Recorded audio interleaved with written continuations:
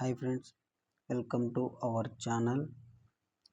2026 జనవరిలో మరొక DSC notification వెలువడడం జరుగుతుంది ఫ్రెండ్స్.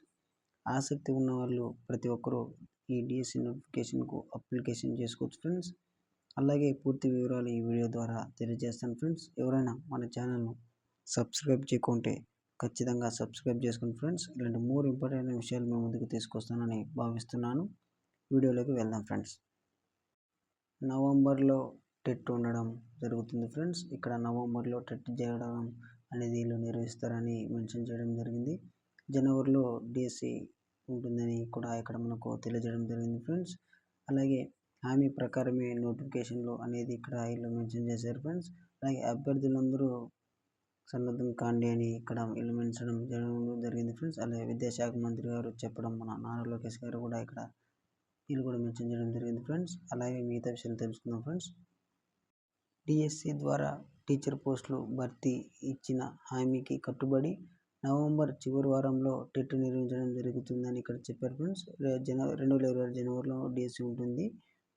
అదేవిధంగా విద్యాశాఖ మంత్రి గారు తెలియజేయడం జరిగింది. వచ్చే ఏడాది మార్చిలో డిఎస్సి నిర్వహిస్తామని పాఠశాల విద్య, ఇంటర్మీడియట్, కళాశాల విద్య ఉన్నతాధికారులకు లోకేష్ నిర్వహించడం జరిగింది ఫ్రెండ్స్.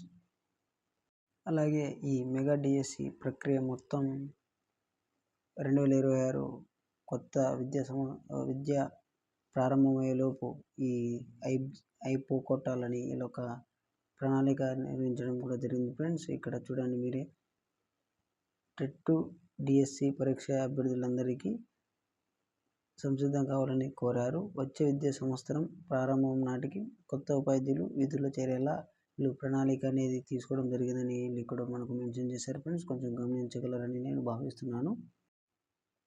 అలాగే జనవరిలో నోటిఫికేషన్, మార్చిలో డిఎస్సి, స్పెషల్ డిఎస్సి పరీక్ష నిర్వహిస్తారని తెలిపారు ఫ్రెండ్స్.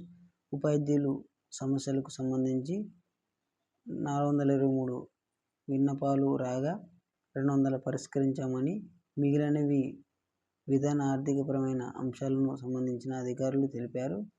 బేస్ లైన్ టెస్ట్ నిర్వహణ విధానాలు ఉంటాయని కూడా మెన్షన్ చేయడం జరిగింది ఫ్రెండ్స్.